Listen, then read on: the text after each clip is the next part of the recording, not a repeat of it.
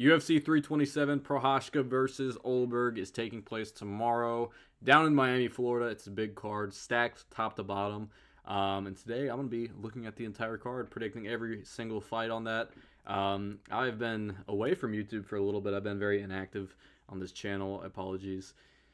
You know, life be life, and there's a lot going on. There's a lot going on in my life, and yeah, some of that stuff comes first. But this was too big of a card to not make a video on. I mean, come on. It's Jiri Prochazka, one of my favorite fighters, fighting for his shot at becoming a two-time champion in the light heavyweight division. And yeah, we'll get to that fight in a bit. But, of course, as always, we'll start with the early prelim opener of Charles Radtke versus Francisco Prado.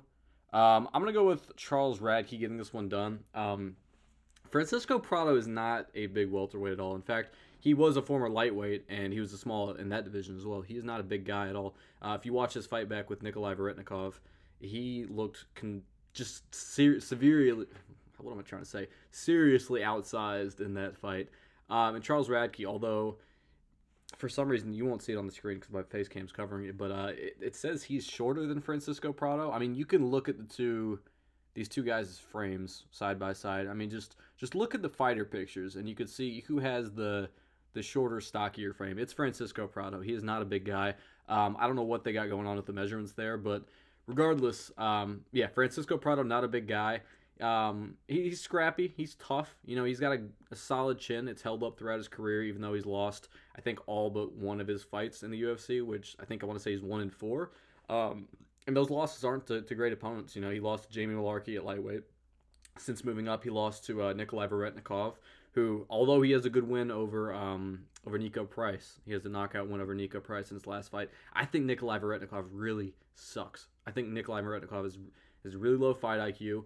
I think he's a bit one-dimensional on the feet. I think he's a bit gangly and kind of uncoordinated. And Francisco Prado couldn't beat him. I don't think he beats Charles Radtke. I don't, especially being the much smaller guy in this matchup. I think Charles Radtke looks a lot more like a welterweight. I think that'll show. These are two guys who I think will like to stand and trade in the pocket. I think they're going to brawl a little bit. They're going to get scrappy. I think Francisco Prado's tough, and I think he's going to hang in there for a while. But what I got happening in this fight is Radtke finding a late TKO over Francisco Prado. The damage just adds up throughout the fight, and eventually Charles Radtke finds the TKO finish in round 3. I think it's going to be a wild exchange in the pocket. I think Radtke's going to beat him to a punch, catch him with a hook on the inside, and sit Prado down, finish him off with ground and pound shots. And I think that'll be all she wrote for this fight. And something else to note with this fight, Charles Radtke, I mean, you look at who he's lost to in the UFC, he's only lost twice. Those two losses are to Carlos Prates and Mike Mallet. Let's be real about Francisco Prado. I don't know if there's any Francisco Prado fans out there, but he ain't one of those two guys. He's not one of those two guys. Certainly not with his frame. I mean, he's tiny. He doesn't have any business being at 170. I don't know why he moved up from 155. Just did not belong in that division, but he's here now, and I think he's going to lose this fight, unfortunately for him. So we'll move on to the second fight of the card. Kelvin Gastelum versus Vicente Luque. I don't know why. Hello? I can't click on it? I'm clicking on the button here. No? Okay. Well, that doesn't work, so we'll just keep it on this screen. Kelvin Gastelum versus Vicente Luque. I have Kelvin Gastelum winning this one. I have a hard time picking Vicente Luque at this point in his career. I think it's kind of a lost cause. I mean, he's just a shell of himself. That's the reality of it. He doesn't take punishment the way he used to. That Jeff Neal fight, that did a number on his career and his ability to take punishment. And I also think there was a mental aspect of that fight that really stuck with him. He got battered in that fight badly. I mean, to the point where he got knocked out and he had to go to the hospital with a brain bleed. He had I think what's called subdural hematoma or something like that. But his brain was literally bleeding. He was out of the cage for like a year. And you know, he won his comeback fight against Rafael dos Anjos, but that's a guy who's not that dangerous. When he fights guys that do have some power in their hands, like when he fought Buckley, he was doing all right in that fight, but he seemed to just quit. And I think it's a mental thing. I think it's the fear of that happening again. And I don't want to say he's scared or he's going out there timid, but I think there's that sort of subconscious aspect of Vicente Luque and how he approaches fights now. And Kelvin Gastelum is a guy who, although he's a bit washed now, he's a bit fat and old. Hey, he made weight. I'm not gonna call him fat. He made weight. Props to him for that. I'm so proud of the 5'8" guy for making weight. That's round of applause for him. But Jokes aside, though, Kelvin Gastelum, I don't know where I was going with that, but he's got power in his hands. He's got some serious power in his hands. He's had a handful of knockouts in his UFC career. And Gastelum's very durable. He is the opposite of where Luque is in his career. He is very durable. I mean, we saw, I think in his second to last fight was the one against Joe Pyfer. He got dropped a ton in that fight, and I'm stunned he didn't get knocked out. I don't know how he was able to keep going, and he actually rallied back to kind of win round 3 of that fight, so he made it somewhat competitive. He obviously lost, but he took a lot of punishment from Joe Pyfer, and he stayed in there, was able to drag it out to a decision. I don't see that with Vicente Luque. I think Gastelum's going to be landing some heat on him throughout this fight. I think he's going to be landing the better shots as this fight goes on. I think he's going to be causing more damage. I could see a situation where Vicente Luque maybe totals more strikes. You know, he's landing some tappy low kicks. He just has more volume, but I see Gastelum winning more moments, doing more damage, and just winning this fight. I'm going to say 30-27 decision. I think it'll be pretty much one-way traffic in this one. We'll move on to Chris Padilla versus Markel Medeiros. I love me some Chris Padilla. I love Taco. I think he's very good, and I know his record is a little bit suspect, you know, sitting at 17-6, with his opponent being a guy who has one loss throughout his pro career. But I got Chris Padilla winning this one. I think he's going to get this one done. I think he's going to break Markel Medeiros as this fight goes on. I think this is a good style matchup for him. It's a different type of opponent than his last opponent, which was Ismail Bonfim, who, you know, he has a lot of power early. He has a lot of danger that he poses early, and then he starts to break as the fight goes on. Marco Medeiros is a bit more of a volume guy who, you know, he wins. I think he's won all of his fights by decision in the UFC. But it's not. I think a volume striker is someone who Padilla is going to do well against, especially someone with a similar frame to him. This isn't a Jai Herbert who has a very lanky frame who might be hard to get inside on, which did give Padilla some problems, but he was still able to win that fight. But with Medeiros, he is a bit of a volume guy. He doesn't have a lot of explosivity. And Chris Padilla, you know, he has a really high and tight guard. It's weird. He keeps his shoulders up, shrugged like this, real high, and he keeps his hands right by his head like this. But it's going to be hard for Medeiros to land clean and to really build into the fight against a guy who he's not going to be able to land clean against. Chris Padilla is very well rounded too. I think anywhere this fight might go, he'll be able to have success. And he has a better resume than Markel Medeiros. Markel Medeiros has a split decision with Austin Hubbard. He's one of those bottom feeder guys in the UFC. One of those guys that is a paid victim. Austin Hubbard is not that good, and I think Chris Padilla would take care of him easily. And Marco Medeiros went to a split decision with him, which is very, very suspect. So I trust the resume of Chris Padilla. I trust him being well-rounded in this fight. I trust the style matchup of him with that high and tight guard against a guy who likes to build into fights and win with volume. I don't think Medeiros is going to be able to land clean on him a whole lot. And I think Padilla is going to break him as this fight goes on, and I think he'll win 29-28, maybe 30-27 decision. I think he'll take the last 2 rounds at least. Maybe the first one, it might be close. Maybe one scorecard will say 30-27, the other 2 say 29-28, or vice versa. But that's how I see this fight going. Chris Padilla picks up the win. We'll move on to Tatiana Suarez versus Lupi Godinez. This is a fight where one has a grappling advantage, one has a striking advantage. I think Lupi is a little bit more polished on the feet. I think she's a better striker. Tatiana Suarez, though, is a very good wrestler. And her only loss in her pro career is to Zhang Weili. Now, I will say her last performance, it wasn't good. Her last performance against Amanda Lemos, I think. That was way closer than I would have liked it to be if I'm going to confidently pick her going forward. But with that being said, I do think she's going to win this matchup. She has a big frame advantage over Lupi Godinez. She has 3 inches of height. She has 5 inches of reach. So I think she'll be able to maintain distance. She won't be able to. I don't think Godinez is going to be able to land clean on her a whole lot. And I think the big factor in this fight to me, and I hate leaning on this when it comes to predictions, but it's kind of the truth. Refs tend to value, you know, grappling control a lot more than they do, or in women's MMA fights, a lot more than they do than regular men's MMA fights. It's just something that happens. You know, you'll see a lot of semi-close rounds. Maybe the girl who has a striking advantage will be ahead on the feet, and then the girl who's a wrestler, she'll get a takedown and control the last minute or the last 30 seconds of a round. And a lot of times judges will score the round to them based off that. I feel like it might be a matter of them not looking at the fights as closely, which it's a disservice to the fighters, but that's the truth. I think a lot of women's MMA fights are the grappling control time gets factored in a lot more than men's MMA fights. So I think that's going to play into Tatiana Suarez and her having success in the grappling in this fight. She has a frame advantage, so I think she'll be able to manage distance. Hopefully her head movement's better than her husband, Patchy Mix. But Yeah, I think she's gonna get this one done. I think she'll stay safe, fight behind her jab, use her kicks to maintain distance on the feet, and when she's able to, I think she'll be able to get Lupi Godinez down. And maybe she won't be able to control her for entire rounds at a time, but maybe it'll be 30 seconds to a minute of control time at a time. And I think it'll add up, and she'll win a close decision. I'll go 29-28, maybe some controversy, but I think Suarez gets this one done. Move on to Mateusz Gamrot and Esteban Ribovicz. This is another fight where I think there will be some controversy. I think we're going to see a classic Mateusz Gamrot fight. I think it's going to be a fight where Mateusz Gamrot gets hurt early, as he does pretty much against every opponent. We saw it against RDA. We saw it against Dan Hooker. I think he got hurt early against Jalen Turner as well.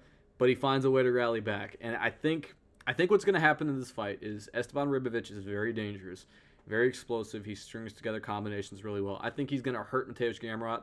I'll say with like a head kick or something. It's going to be something wild that he catches Gamrot with. Gamrot starts stumbling around, gets backed up against the cage. But the thing is, and look over here, right? 25-4 record, 1 no contest. That's 30 pro fights on his resume. He is a very, very experienced fighter. Mateusz Gamrot is, and he's only lost 4 times. Mateusz Gamrot, he's good, and he has that experience where I think Esteban Ribovicz is a little bit more green. We've seen that throughout his career, that he gets a little bit sloppy at times. He got caught and dropped by Daniel Zellhuber, which, let me say, that's not a good look. Daniel Zellhuber, we saw him get handled by Michael Johnson. We saw him get slept out cold by Bobby Green. I mean, that is not a good look. So for Esteban Ribovicz to get sloppy and get caught and put down by Daniel Zellhuber, that's not a good look. It just isn't. And yeah, that was a really close fight. He lost to Nasrat Haqparast. That was also a very close fight. Whichever way he scored, it was still razor close.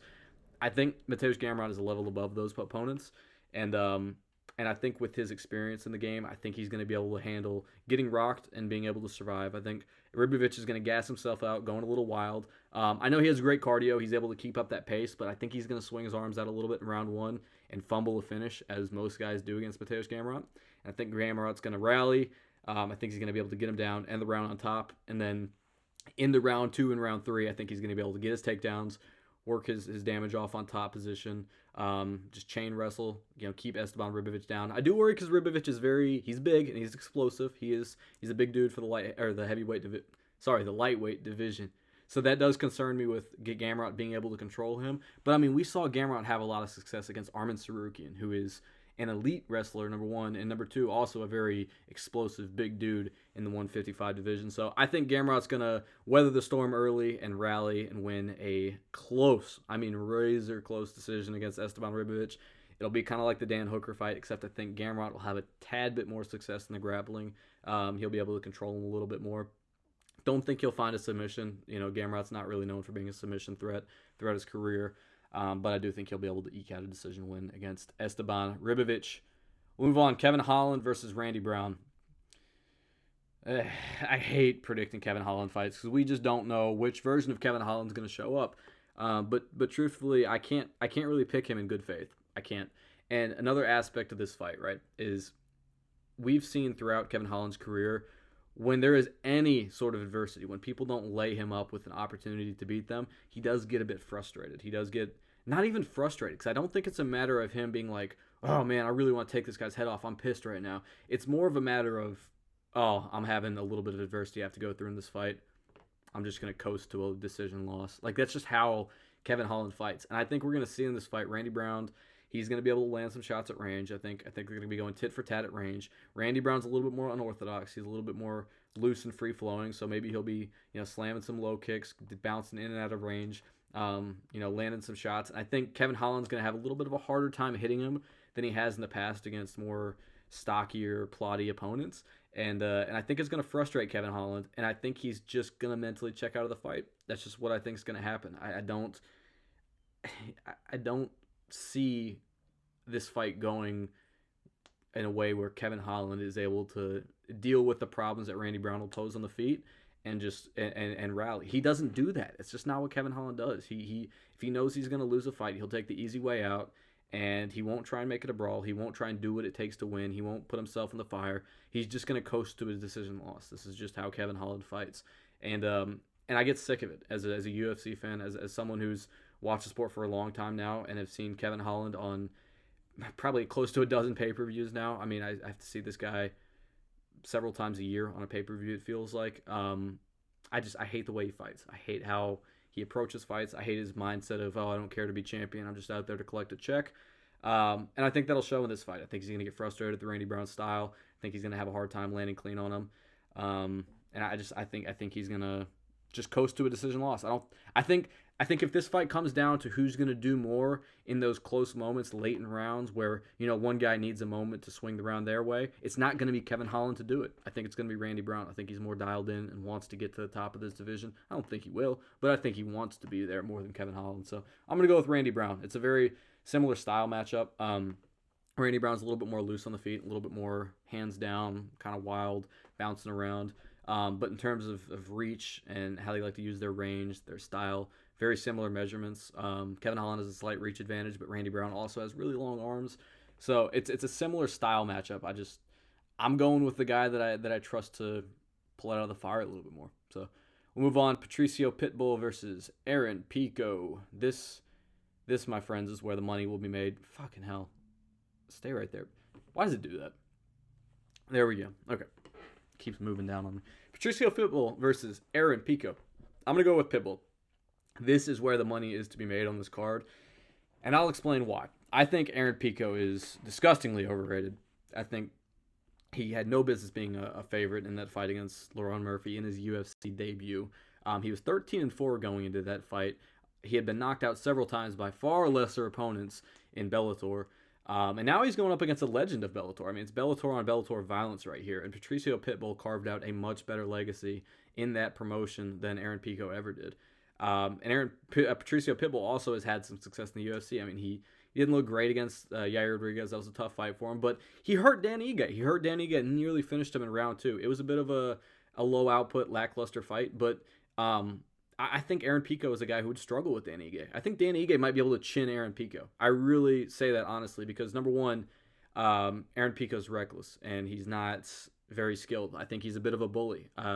People will gas up his wrestling pedigree and his boxing and stuff, and it looks good. It looks good in practice, but when you get out there, he fights so recklessly, and he can't keep relying on physical attributes to beat guys who are at the top level of the UFC. Patricio Pitbull is a top 15 featherweight in the UFC.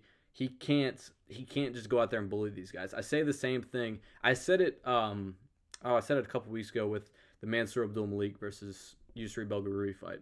I think I said that. Maybe I didn't. I don't know if I even made a video on that. But regardless, I know I talked to my girlfriend about this at one point. We were sitting in a restaurant parking lot talking about the fight, watching it, and I'm like, I put some money on Yusri Belgaraoui because I'm like, Mansour Abdul-Malik, he's very explosive, he's very dangerous, but he's a guy who is a bit of a bully, and he relies on his physical attributes to beat these guys. And when you get to the higher level of the sport, it's not going to work. It can only get you so far. And Aaron Pico, I see a lot of that in him. I see him just brawling and being a bit of a power merchant, being an explosivity merchant. This isn't going to work against someone who has 45 pro fights. I know he's unk. I know he's old. I know he's up there in age. But that also means he's very experienced. He has a lot of time in the cage. He's dealt with guys like this before. He knocked out Michael Chandler, who I think is very, very similar to Aaron Pico. I think there's a lot of parallels in their game. He knocked out Michael Chandler. So I think it's going to look something like that. I don't think it'll come as early in the fight as the Pitbull versus Michael Chandler knockout did.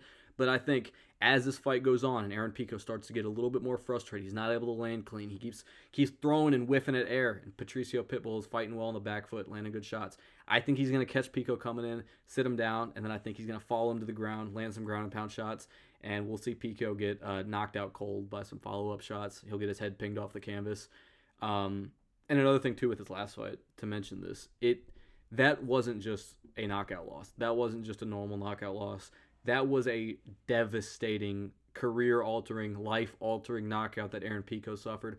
They had to go in the cage, and his hands were stiffened up, and his mouth was clenched down on his mouthpiece. They had to pry his mouth open and peel the mouthpiece out because he was bleeding down so hard on his mouthpiece because of how bad he got chinned. That was a flatline KO, and the follow-up shot was disgusting afterwards. Aaron Pico has a glass chin, and he's fighting a guy who has a decent amount of power in his hands, almost finished Dan Ige in his last fight, and he's dealt with explosive guys before, and he's put them away. I think Patricio Pitbull gets this one done, round 2 or 3 knockout, catches Pico coming in, finishes him with ground and pound. We'll move on to the main card. Cub Swanson versus Nate Landwehr. This is Another kind of a 50-50 fight. I do lean Cub Swanson a little bit, though. I love Nate the Train. He kills me. I'm from Tennessee. Nate Landwehr, Clarksville native. Watched him on that Nashville card. He was doing so good against Morgan Charrier. He was doing so good. And then Morgan Charrier put it on him in round 3. And I see this fight kind of going a little similarly. I don't think it'll be as much one-way traffic. I don't think Landwehr is going to win round 1 and 2 as clearly and then just go get fluked in round 3. I don't think it'll be something like that. But, Nate Landwehr, in his career, he's been the guy that has relied on his durability to carry him through fights, to carry him through early adversity, and go on to break guys. But we're seeing in his last couple fights that durability isn't there as much anymore. He got taken down and smothered and beaten into the canvas by Doo Ho Choi, got finished in round 3 by TKO. Against Morgan Charrier, doing great in round 1 and 2, but Charrier starts to put the pressure on him, and then he gets KO'd in round 3 bad. And Cub Swanson, he's a guy that I think is going to be tricky for Nate Landwehr because I think Nate Landwehr can start to, piece up these one-dimensional strikers and really put it on them and build on them as the fight goes on and really start to break them. I don't think he's going to be able to do that against Cub Swanson because, number one, I don't think he's going to be able to break Cub Swanson. We saw Jonathan Martinez do it with leg kicks, but Nate Landwehr is not going to be hammering leg kicks like he's going to win by TKO because of it. He's going to be brawling with them. It's going to be a scrap. It's going to be hands being thrown nonstop for 15 minutes. And I think Cub Swanson can handle that type of fight. I think he can handle that pressure that Nate Landwehr will put on him. And I just see Landwehr breaking in round 3 of this fight. I think it'll be probably 1-1 going into round 3. Maybe Nate wins round 1. He starts doing well in round 2, and then Cub starts to build some momentum. And then in round 3, Cub Swanson finds a volume TKO. I think he's going to be coming at him from a lot of different angles. Cub Swanson has a lot of creative strikes in his arsenal. I think he's going to pose a lot of different problems that Nate Landwehr is not used to in the opponents that he's beaten in the past, like the David Onama fight, where he weathered an early storm and he broke him as the fight went on. I think Cub Swanson's a little bit more multidimensional in terms of his strikes than Cub Swanson is more like that than David Onama. Sorry. And I think it's going to be a problem, and I think Nate Landwehr is going to break as this fight goes on, and it pains me to say because we know Nate Landwehr is that guy that can just withstand anything and walk through punches and just batter guys. And I hope we get a vintage Nate the Train performance. I really do. I don't want Cub Swanson to retire on an L, but I'm a Nate fan. I want to see him go out there and get a dub this weekend, but I don't think it's going to happen. I'm going to go Cub Swanson by round 3 TKO. I think it'll be a volume TKO. This one, I don't think this fight's going to go late. I think this will, whichever way it goes, I think it'll be for God's sakes. Stop. There we go. I think it'll be a round 1 KO, regardless of who wins this fight. We might even see a double KO. If there was a fight where this would happen, it would be this one. Dominick Reyes versus Johnny Walker. I'm going to go with Dominick Reyes, though. And my logic for it, it's kind of simple. And there's not a lot of ins and outs I can break down in this fight for you. There's not a lot of in-depth breakdowns I can do, and I can't really go into detail because it's just a matter of who's going to get touched on the chin clean first. And my entire logic for this fight is who do I trust more to stick to the fundamentals, stick to the 1-2, the simple stuff, try and catch their opponent coming in, doing some wild stuff. Who's going to be the one to catch the other one doing some wild stuff? It's going to be Dominick Reyes catching Johnny Walker. Johnny Walker's going to be doing some crazy capoeira shit. He's trying to throw spinning wheel kicks and jump knees and spinning back fist, all types of wild shit. He's going to be trying to throw that, and I think Dominick Reyes, he's fought great guys in this division. He's obviously been knocked out by a lot of them, but I think he'll be able to survive those moments. I know he got badly fucked up by a wild man in Jiri, who's fighting in the main event, but I don't think Johnny Walker's Jiri. He's also not as durable as Jiri. Johnny Walker has a propensity to get knocked out all the time, and Dominick Reyes, he did land some clean shots on Jiri that I think if he landed on Johnny Walker, he would put him out too. So I think I can trust Dominick Reyes to stick to the fundamentals, find a clean shot down the pipe that just spins Johnny Walker's jaw, and we see Dominick Reyes fall into the ground and finish him off. I can't trust Johnny Walker. If it's a battle of who's going to get touched on the chin clean first, I'm going to take the guy who's just a little bit smarter. That's just what you have to do, I feel like, and a little bit more defensively responsible. So give me Dominick Reyes, round 1 knockout, 90 seconds in. It'll be quick. That's really all I had to say on this one. Dominick Reyes, round 1 KO. Curtis Blaydes versus Josh Hokit. This in the co-main event, I'm really struggling with, right? Because my gut tells me one thing, right? But the logical, sensible side of me is telling me, don't say this, don't do this. I'm gonna go with my gut though, because I can't get this vision out of my head, and I'm probably gonna do the same thing with the co-main event. I do this thing when I have a fight that I'm really 50-50 on. I get visions in my head.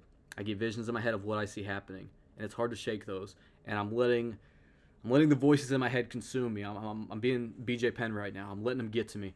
I'm gonna go with Josh Hokit. Josh Hokit's gonna get it done. Round 1 KO over Curtis Blaydes. There, I said it. And my logic for it. Look, this is not something you can rely on when it comes to lower weight classes. I just talked about it being quite the contrary just a minute ago, but this comes down to an athleticism difference for me, right? Josh Hokit was an NFL fullback. I think he was an NFL player. You have to be an elite level athlete to make it to the NFL. Curtis Blaydes would not be fighting in the UFC if he could have made it to the NFL. If Curtis Blaydes could be getting paid NFL money to go be an edge rusher right now, Curtis Blaydes would be an edge rusher. He's in the MMA for a reason. He's a UFC fighter for a reason. He's not as athletic as Josh Hokit. He's not as fast as Josh Hokit. Josh Hokit has the wrestling background where I don't think Curtis Blaydes is going to be able to blast a double leg and get him down to the mat and smother him all fight. Frankly, what I see happening is Josh Hokit using that athleticism difference, the speed difference, the power as well, because he's got some pop in his shots. I think he's going to get inside on Curtis Blaydes. I think he's going to knock him down. I think he's going to finish him off on the ground in round 1. I'm going to say Josh Hokit round 1 KO for Curtis Blaydes. It's dangerous. It's a tough pick because Curtis Blaydes is experienced. He's been in there with the best of the best. But I think also back to that last fight where he had against Rizvan Kuniev. That was pathetic. That was a horrible fight. He had that was just a jarring performance. I thought Curtis Blaydes would go out there and handle Kuniev easily. And we saw Kuniev go on to beat Almeida, but that was a big old nothing burger of a fight. I don't think Kuniev's very good. And Blaydes struggled with him. And he also tore his ACL in that fight, which I think is going to might hamper his movement a little bit more. Maybe he won't be able to take low kicks as well. He's also getting old, and his chin isn't that good. I think it's a risky jump up for Josh Hokit, and I think the UFC's taking a big gamble here because he has star potential, obviously, with all the microphone stuff. But I think they're trying to set up Josh Hokit for a highlight reel win over a perennial top 5 contender in the heavyweight division on a pay-per-view. And I think they're going to get it. I think he's going to blitz in. I think he's going to catch Curtis Blaydes on the chin. I think the speed's going to be a big problem for Blaydes in this fight. I think Hokit's going to sit him down and finish him in round 1. That's my prediction. I could see a world where Blaydes just he weathers the early storm and he goes on to break Hokit as this fight goes on.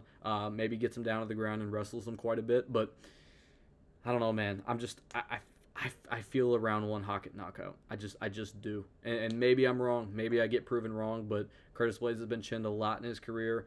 He's getting old. He's getting slow. His knees are cooked. Josh Hokit is fast. He's athletic.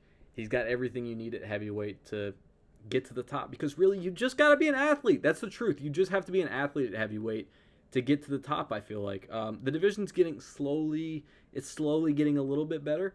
But we're not seeing that much improvements. I mean, it's still just a lot of fat guys. And I think Hokit's going to be able to get this win just off his speed and athleticism. Maybe I'll get proven wrong. Maybe Curtis Blaydes will put on a crafty vet performance, but I don't see it, man. Give me Josh Hokit round 1 KO. Another fight that I'm really torn on. And you know what? My brain tells me to pick Murzakanov. The visions in my head, the BJ Penn voices in my head are telling me Costa's going to style on him. Costa's going to be too quick. He's going to be too dynamic. He's going to rip the body kicks. He's going to rip kicks upstairs. He has a lot of weapons that Murzakanov is going to struggle with. And I think I'm believing that. I think Costa's going to get this one done. And here's a crazy take maybe. Costa's going to get this one done by head kick KO in round 3. I think he gets dropped early in this fight. Murzakanov has nukes for hands. He is very powerful, and that's the biggest fear I have with this in this fight is Paulo Costa. If he lunges in, if he overextends, he couldn't get clipped by a counter shot from Murzakanov because Murzakanov is a very good boxer. And he has very dangerous counter shots, and we know how powerful he is. And if you wade into range with your chin out in the air ready to get clipped, Murzakanov is going to KO you. That's just what's going to happen. But I think also with the less of a weight cut for Paulo Costa, I think that's going to be big. He hasn't shown up out of shape where he's, a lot of guys will move up a division and they'll show up just packing on some extra fat. Paulo Costa looks ripped. He looks really good this fight week. He actually had to cut down to 205 quite a bit, and it wasn't the easiest weight cut, so you can tell he bulked up a little bit for this move up to this division. But what I ultimately think is going to happen, right, is Murzakanov tends to tire out. We've seen that early in his career against lower level guys than Paulo, much lower level guys. I mean, we're talking like Tafon and Chukwi and stuff like that. There's another guy as well. He's going Dustin Jacoby. He went to a 3-round decision with. There was another guy he went to round 3 with before getting the finish. In those fights, he tended to slow down quite a bit. He tended to kind of wilt. And I think Paulo Costa, with his body work with the kicks, I think that's only going to tire Murzakanov out more and more. And, you look at the guys that Murzakanov has been knocking out in round 1 or round 2 early in his fights over the last few fights in his career. It's Alonzo Menefield, absolute brain-dead moron. I don't put any stock into that. Alonzo Menefield is there to be chinned by anyone with skill, anyone with fight IQ. Alonzo Menefield is one of the dumbest fighters on the roster. Brenson Ribeiro, who is, again, a guy who, anytime there's an up-and-coming prospect, they usually fight Brenson Ribeiro, and they'll get a round 1 finish on him, as Matt Murzakanov did that. And then Alexander Rakic, that fight where Rakic just waded into range with his hands down and walked into a power jab from Murzakanov, got slept by it. Not even slept. He got dropped by it, but he just didn't feel like continuing. It looks like he quit on the ground. But I don't see Costa making those same stupid, careless mistakes that those last 3 guys have. And when Murzakanov has fought guys that he couldn't get out of there in round 1 with his power, he tends to go to a little bit competitive fights that go late or even go to a decision, and he shows that he starts to break. And I think Paulo Costa, he might get cracked, he might get hurt, he maybe even dropped in round 1, but I think he's going to be too dynamic. I think he's going to move around. He's not plotty like the rest of these light heavyweights. You look at a lot of the opponents Murzakanov has fought, they're flat-footed, they're staying there. Paulo Costa is going to be bouncing around, slamming low kicks, slamming body kicks, bouncing in and out of range. I think he's going to be a lot. I don't know if he'll be faster than Murzakanov. Murzakanov has really quick hands, but I think he'll be a little bit more elusive than the guys that Murzakanov has fought. And I don't think he's going to be able to land flush on him and put him out. And I think as this fight goes on, Murzakanov's going to get the body shots are going to add up. He's going to start to tire out a little bit. And this is the big habit in his career. And I watched MMA Shea. I watched him talk about this fight at length because I've been watching film for this fight, and it's something I didn't quite pick up on until I heard him talk about it, and it was a big light bulb moment for me. I love MMA Shea. He's great.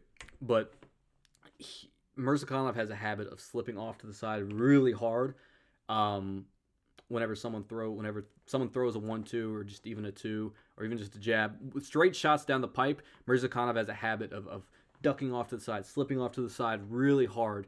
And I can see Paulo Costa, I'm sure he's picked up on that, and I'm sure he's going to make these reads as the fight goes on. I could see him disguising a head kick behind a 1-2, boom, whip it up there. He can learn it from Robert Whittaker, someone he fought. 1-2 head kick, and Murzakanov slips off to the side, boom, eats a flush head kick right to the side of the temple, shin across chin. Murzakanov goes out cold after starting to gas out in round 3. Brutal flatline KO by head kick Paulo Costa. And we have a new prospect at 205. He could be a problem in that division. So that's my prediction. That's my prediction for this one. It's a risky one because Murzakanov, I feel like the sensible pick is to go with him, but I can't shake that feeling. And I feel like I've been more and more tempted to pick Paulo Costa. And now that I'm recording the video, I'm all in on the pick. We're going with Paulo Costa in the co-main event. In the main event, Jiri Prochazka versus Carlos Ulberg. Jiri. One of my 2 favorite fighters. Please win. Please win this fight. I need it. Streets need this. The world needs this. We can't have Carlos Ulberg holding the belt, man. Carlos Ulberg, look at that man. That's not a champ right there. Look at this guy. That's not a UFC champion. That's a UFC champion. Jiri Prochazka right there. And that's what's going to happen. Jiri Prochazka is going to get this one done. Round 2 or 3 KO. Book it. Put your life savings on it. I'm not putting money on it. There's a couple fighters where I refuse to bet on. Jiri's one of them. Diego Lopez is the other. They're my 2 favorite fighters. I refuse to bet on them because I feel like I'm going to jinx them. So that's besides the point. I'm not putting my money on Jiri, but you probably should because I think Jiri's going to get this one done. I think Carlos Ulberg, he's like the textbook opponent that Jiri goes out there and maybe loses a round against, but goes on to just break them and batter them. He reminds me a lot of Rakic. He reminds me a bit of Jamal Hill with his boxing. With Jamal Hill's gonna catch Jiri coming in. He's gonna catch him like he did against Johnny Walker, and he's gonna KO Jiri. He's gonna punish Yuri's recklessness. And then we saw a different version of Jiri where his head movement was crazy, and Hill couldn't land clean on him more than a couple times, and Jiri broke him and KO'd him late in that fight. I think Carlos Ulberg, I think he needs to go at Jiri and really stand his ground and take a chance in this fight. But I don't think he's going to do that. I think he's going to fight on the back foot. I think he's going to, try and fight with that lead hook, leaning back, throw the lead hook. We saw it a lot in his fight against Volkan Oezdemir. It's the same thing, rinse and repeat. He's getting blitzed at by Volkan Oezdemir. He's leaning back, throwing a lead hook, sometimes catching up with it, not really doing anything with it, landing his low kicks. He did that a lot against Jan Blachowicz. Did that a lot on the back foot. I feel like obviously he has that knockout win over Dominick Reyes, but I feel like his power has started to, it's not quite as prevalent as it was early in his career. I think he's transitioned to more of a point fighting strategy, and I don't think that's good against Jiri. I don't think you can do that. I think you have to put Jiri away if you're going to beat him. I think you have to be an Alex Pereira to beat him. That, or you have to submit him, which we haven't seen anybody do in the UFC. I could see Khamzat Chimaev coming up from 185 and subbing Jiri. But that's besides the point. This isn't going to be a fight where there's any grappling, unless Jiri initiates it probably. But this is going to be a stand-up fight, and I don't see Carlos Ulberg mimicking the success that Alex Pereira had and landing that shot that puts Jiri out. Even then, the first fight against Jiri that Alex had, that stoppage was early. I really don't think that Jiri was anywhere near being out. I think he was recovering. It wasn't the worst stoppage I've ever seen, but I felt like Jiri could have kept going. And before that, it was very competitive. That fight was very competitive with Alex Pereira. But Ulberg doesn't have the power that Pereira does. He does have power, but not that type of power. And he also doesn't, keep his hooks that tight and turn over his punches quite as good as Pereira does. He just doesn't have that God-given ability that Alex Pereira does as well. And I also don't think his low kicks are quite as devastating and quite as crippling for Jiri Prochazka as Alex Pereira's are. I don't think Carlos Ulberg has the tools that Alex Pereira has that got him the wins over Jiri Prochazka. I don't think he's going to get this one done. He might. There's always the chance in a Jiri fight that he zigs when he should have zags and he gets caught on the chin and put out. That's how he fights. He keeps his hands down. He'll be in punching range and he'll have his hands down, bobbing and weaving. But man, his head movement has improved so much. And I think this is going to be a fight where round one's close. Carlos Ulberg maybe ekes out a close round one, lands some lead hooks as Jiri's coming in. Jiri gets a little frustrated, starts pounding his chest, doing the thing he did against Roundtree. And then I think he starts to find his rhythm in round two. Late round two starts to really break Ulberg, and then round three goes out there, pressures him against the cage, gets him backed up, and sleeps him out cold. I think that's how this fight's going to go. This feels like a textbook opponent that Jiri beats. It just does. It's one of those ones. And speaking of the Oezdemir fight, I mentioned this with the Carlos Ulberg thing. His Oezdemir fight, he was getting caught clean a handful of times in that fight, and that was against an opponent that was very simple. That was throwing very simple, one-dimensional strikes, and Jiri sets up his strikes and disguises them in ways that nobody who's fought Carlos Ulberg has done before. Carlos Ulberg is going to be biting on feints, especially if he gets cracked in this fight. If he gets cracked at all, he's going to be biting on every feint. And Jiri, he disguises his shots so well. He'll feint 2-3 times and then go and then blitz at you. And he'll fake a jump knee and then come over the top with an overhand. And then he'll fake he'll fake an overhand and follow it up with a teep kick. He's wild. He's unpredictable, and that unpredictability can sometimes get him punished. But the only guy who's been able to punish him like that is Alex Pereira, and Carlos Ulberg is not Alex Pereira. He's more akin to the Jamal Hills, the Alexander Rakic's, the Volkan Oezdemirs, the Khalil Roundtrees. He's different than Khalil Roundtree. Roundtree's he's a bit of a weird case. He's a lot more shelled up and explosive than guys like Carlos Ulberg are. But Carlos Ulberg is more akin to the Jamal Hills and the Rakic's and the Oezdemirs. And we saw what happened to those guys. Jiri slimed them out. And Yuri's going to slime out Carlos Ulberg Saturday night. It's just... it's hard to imagine this not happening. I think this is a very good matchup for him style-wise. I know people are going to mention the low kicks on the back foot. The low kicks on the back foot are going to be a problem for Jiri. He doesn't defend low kicks. He doesn't give a fuck about low kicks. He eats those. He walks through them. He doesn't care. They didn't affect him against Rakic. Yeah. He landed low kicks on him. So fucking what? He rallied and he chinned him because that's what he does. Pereira was landing low kicks. Even that wasn't... Even that he was walking through those. Like, it just... Yeah, they're big low kicks. He eats them. And they're thudding, nasty low kicks that would hurt a lot of other people. Jiri ignores it, though. He just... he tunes it out. He's mentally stronger than these guys, and I think he's going to be able to walk through Carlos Ulberg's shots, and I think he's going to break him, and he's going to find a KO in late round 2, early round 3. Yeah, man, I think this is just a different version of Jiri than if this was the version of Jiri that fought against Reyes and that fought against Oezdemir and was getting clipped in those fights, even the one that pretty much pre Jamal Hill. This is all right. We're gonna look at Jiri in eras pre JH. You know, we're talking about like, you know, BC, A, whatever, before Christ, after Christ.